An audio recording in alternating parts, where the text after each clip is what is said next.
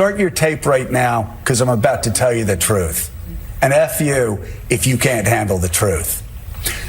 This version of Biden, intellectually, analytically, is the best Biden ever. Not really sure this is the best Biden will ever be is a good pitch. One issue. Last night, as graceful as he always is, Trump appealed to the media's better angels. We need a fair and free press. The press has not been fair, nor has it been free, but maybe someday they will be. They're being beaten up pretty badly. People aren't trusting them. They're not believing them. And really, it's a very important factor. The press used to be the policeman. It used to police our country.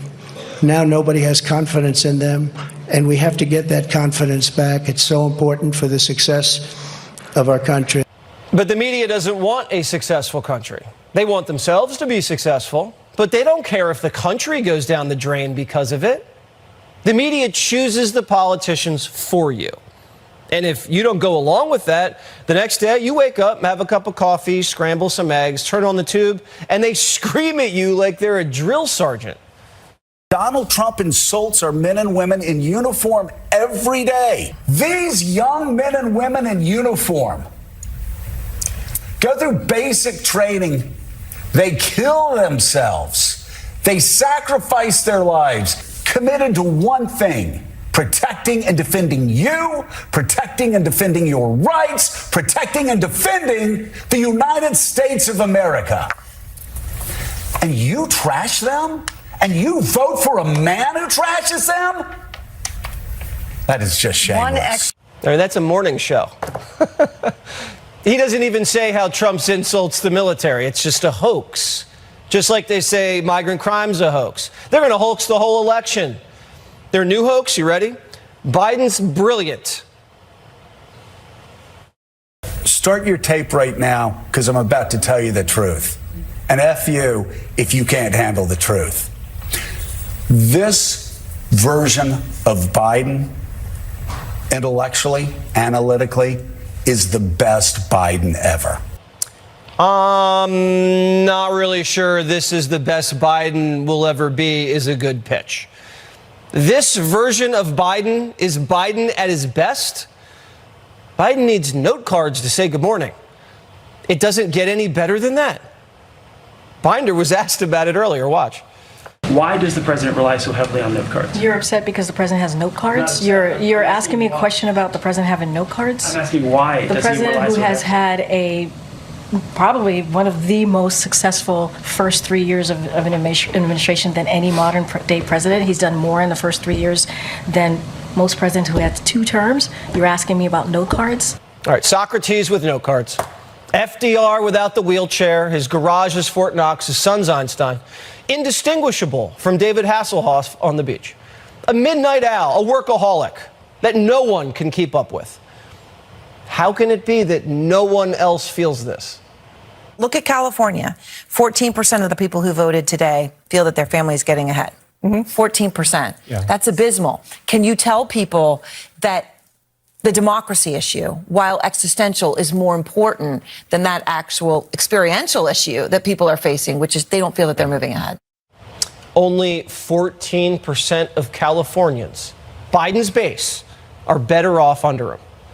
And he's rambling on about snacks. In fact, some of the small snack companies, you won't you won't even notice what they're doing. When they charge you just as much for the same size bag of potato chips, only has a hell of a lot fewer chips in it.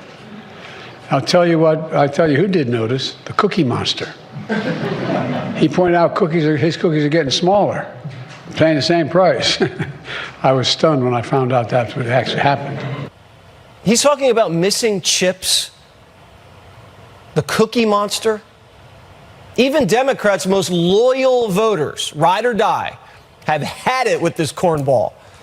I think President Biden, he kind of sold a dream that he couldn't accomplish. His famous quote was that for African American, you weren't black if you didn't vote for Joe Biden. Now, the Biden alliance, consisting of politically correct sheep with coastal degrees, federal bureaucrats, the deep state, androids and big tech, and the media tribe, whose greatest fear is social banishment, are going to run this election like a military campaign. Right now, as we speak, Washington is erecting a fence around the Capitol in anticipation of Biden's State of the Union tomorrow. Not a fence around the border, a fence around Biden, who thinks he needs protection from you while he doesn't provide protection from them.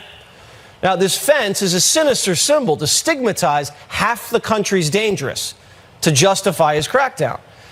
Even though we outnumber them, they're powerful and will overwhelm you with shame from now until November. They'll call you names, treat you like ogres, threaten you, threaten your job, your family, your status. This will be an all-out war by Biden's alliance against the American people in the name of saving democracy, which is the most cynical part of this. They'll try to separate you from your senses, your instincts, from your conscience.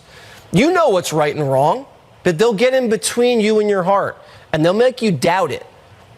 This election will not be about policy. That's the last thing they want it to be.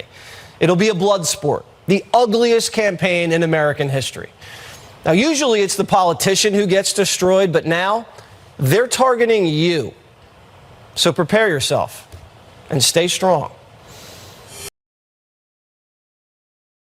It's not about justice. It's not about agenda. It's not about mobilizing people. It's about dialing for corporate dollars. These two parties have sold the U.S. government and the American people to the highest bidders.